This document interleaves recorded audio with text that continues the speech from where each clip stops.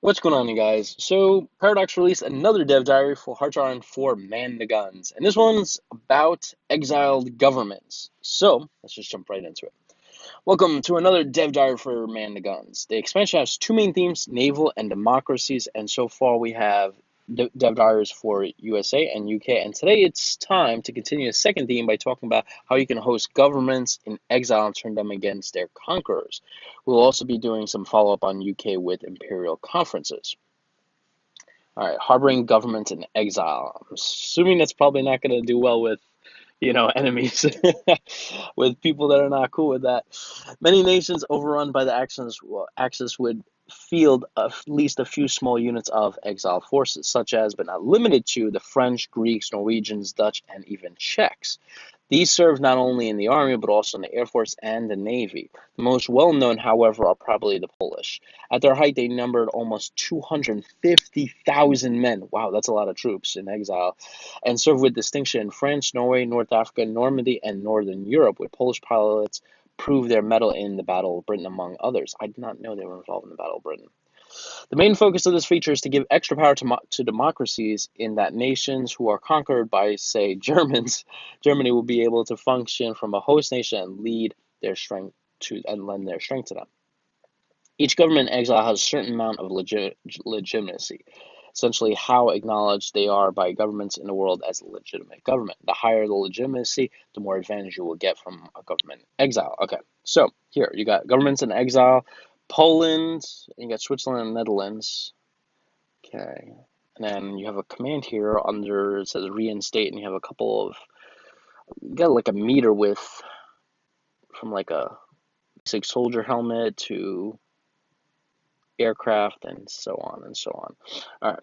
As you reach each step on the scale, the following things will be unlocked, some at more than one place. Ability to train and deploy exile veteran divisions. Oh, that's going to be good. Ability to have air wings with exile manpower. These start at a higher experience level right away. Exile generals. These generals synergize well with exile divisions. Polish exile leader offers service. Okay, wow. Okay, cool. That's going to help out. Say, so ready for revenge, that if this was anime, you see that glorious mustache quivering. All right, exile leader, and you got the Polish general Antoni Zawleski. I should be able to pronounce this since my family's Polish. All right, interesting. Legitimacy is gained first before actually capitulating. The higher your war score, the better your starting legitimacy. If you just fold, transport all your divisions to safety, or disband them, you won't get much, and the road to gaining more will be that much harder. Once you are actually in exile, you can gain a legitimacy by helping in the fight. This both makes historical sense and means that player have a good reason to fight as hard as possible. Okay, interesting. We now host Poland as a government in exile. Their current legitimacy is 5. They managed to transfer 1% of their stockpile equipment to us before getting overrun. One division managed to escape and will arrive within 30 days. Okay, that's pretty cool. So as you can see here. And it'll be kind of cool that you can arm your divisions with this particular equipment. That's actually pretty cool. I wonder if you can arm a British division with Polish equipment. That'd be interesting. Once a nation has capitulated and is exile, it can salvage some things. Depending on legitimacy, some of the stockpile may be spirited off, and some divisions may escape with severe equipment losses and will appear in the host nation after a long while, presumably sneaking across the channel in small boats or on long detours, etc. These divisions will be exile veterans.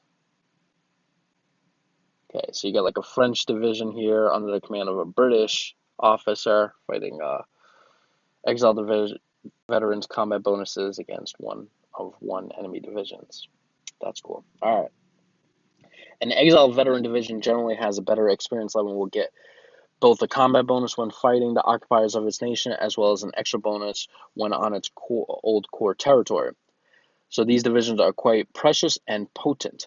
They are trained in much the same way as colonial forces are for those that own together for victory, and you get access to both their template and your own. Okay, interesting. Ah, you see right there. That's actually pretty cool. That is cool. Okay. Playing in as an exile. This is where it's, as we were going through his dev diary, I was thinking about this. This is going to be actually cool. I would love to play a government in exile.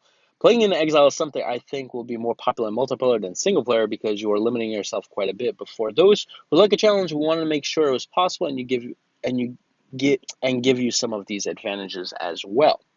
If your host is an AI, it will be trying to be helpful in this case by passing over control of veteran divisions arriving. Exile commanders will also be under your control. Because some exile will have no land at all, you will likely need to depend on the master for lend lease of equipment to arm your divisions with. If you are totally landless, you will be getting a trickle of manpower based on your legitimacy as well. Poland is likely in this position, while Netherlands or France won't necessarily be. When you are an exiled nation, you can keep track of your legitimacy on the country screen as well as bring up the more detailed view like the host nation can. Okay, interesting. So you got exiled status. Exiled divisions get combat bonuses.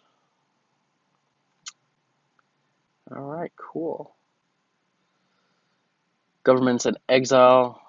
Although their countries are under enemy occupation, some brave soldiers and citizens are willing to continue to struggle. If we extend our recognition to them, these governments in exile can harness resources of their expat communities to form their own units and fight by your side. Oh, that's pretty cool. Okay. All right, so that's going to be very interesting. It's like they were saying here, it's more likely it's going to be actually more advanced.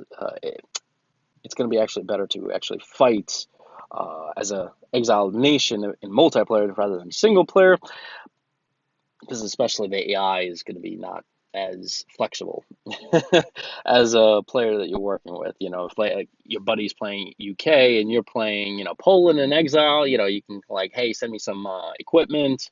Let's plan to invade, Calais instead of Normandy, versus the AI, which you can't do that. I've arranged Imperial conferences. Hi, Breton here. In this thread for the British Focus Street Dev Diary, a lot of community feedback pointed out the glaring lack of Imperial Conference as a potential ahistorical path. As I mentioned in certain threads, this has now been rectified. Okay. All right. I've arranged the Dominion's development branch of the reinforced Empire path and added 3 new focuses after having developed Canada, South Africa, Australia, and New Zealand. It is now possible to kick off the insert current year here Imperial Conference. Doing so will send a notification event to all parties involved, including yourself, when then activates the Imperial Conference decisions. 1936 Imperial Conference. And an will gather in Ottawa to discuss matters that concern the entire empire. This is an excellent time to discuss such matters as defense, trade, or appeasement. Okay. Okay. However, note that this conference will only last 6 days, and so even though hold the Imperial Conference, folks, grants 120 political power, you should be prepared by having a sizable amount of political power saved up in order to push through the motions you want during this time frame. Considering the likelihood of the Dominions agreeing to your motions depending to a large degree on their opinion of you, you may also want to be prepared for improving relations with them before you kick them off the conference, as you likely not have the time for this in the 6 days you are given. Finally, to make opinion actually matter, all positive opinions throughout the game have been cut in half, and on top of this you get a minus 100% opinion modifier with all your dominions and India for the duration of the conference.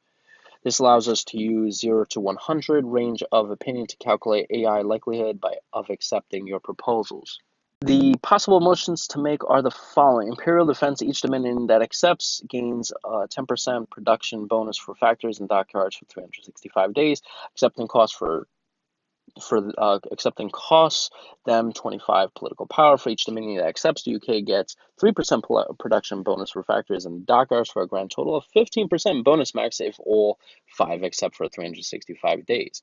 Imperial trade. Each dominion that accepts is flipped to the free trade law, this making a larger amount of resource available for export, and the UK gets a 50 plus trade relations opinion modifier with them. Imperial economy. Each dominion that accepts gains a 10% construction bonus to civilian and military factories and dockyards for 365 days. Accepting costs them 25 political power.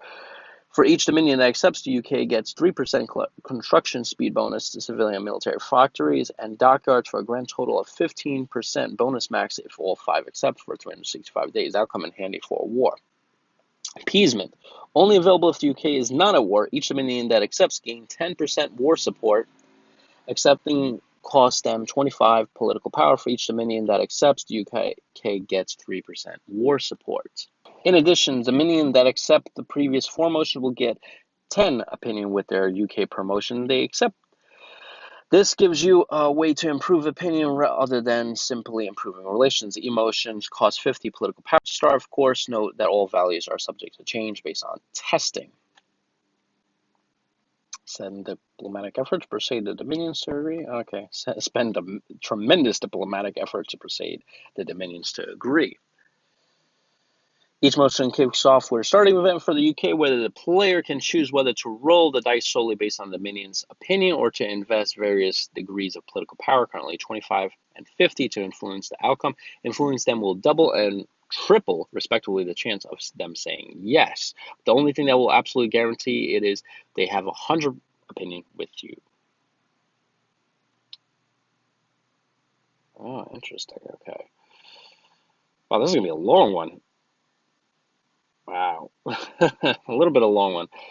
India is in a bit of a special case. They were not a dominion, so if you want their support, you'll have to first make them one. This is where the new Indian autonomy focus comes in. Taking this will make the Raj's dominion also give them plus 0.5 autonomy gained for 2 years. If you do this before the Imperial Federation, the Raj may accept the Federation proposal. If you do not grant them autonomy before joining the conference, they will always reject it. If all 5 dominions accepted, they will receive a national spirit that reduces autonomy by -3 per day. You will manually have to pay PP to reduce their autonomy levels all the way down to integrated puppet. And once all of them are that autonomy level, you can take the Imperial Federation focus. If India did not accept for whatever reason, but all the other dominions do, you can elect to either cancel the plans or push the remaining dominions and give independence for India. The reason for making this requires a long process of autonomy reduction is to illustrate that integration a long-term process, as well as to make this be a difficult or at least slow thing to achieve due to how powerful it is. The idea is that it should only be possible to get towards the mid-late game. Currently, this takes roughly 3 years. Of course, again, note that all the values are subject to change based on testing, and especially the speed at which you integrate them may well change. Wow, this is a long one. Taking the Imperial Federation focus will do multiple things. Canada, Australia, and New Zealand will have all units and army leaders transferred to the UK. They will be annexed, and the core states will become core states of the UK. Wow, that's huge. South Africa will have all units and army leaders transferred to UK and will be annexed, but to illustrate cultural differences and lingering anti-British sentiment there, the core states will not become core states of the UK. The British Raj, if they accepted, will have all units and army leaders transferred to the UK and they will be annexed, but to illustrate cultural differences, their core states will not become core states of the UK. UK gets a new cosmetic tag with a new map, color, name, and flag. Oh, wow, that's going to be cool. So, rise the Commonwealth of Nations, a great stride forward for our peoples. Current names of flags of the Imperial Federation are as follows: Commonwealth of Nations, the Empire, if it's fascist, Commonwealth of Peoples, Neutrality, Imperial Federation. Wow. So that's, they put a lot of work into this. They put a lot of work into this tree here. Wow. Okay, interesting. So guys, I think this was an awesome dev diary, honestly. It was a long one, but worth it. I really like the governments in exile thing. So this was a really great dev diary. I really like the governments in exile part here. This is gonna come in handy. This is gonna basically push it more forward and evolve it. Really like that. And I like the fact that you can unite the British Empire, and it's not gonna be a quick process because obviously it wouldn't be. So that's awesome that it's doing that. So that does it for this, guys. I will catch you guys in the next one. See you then.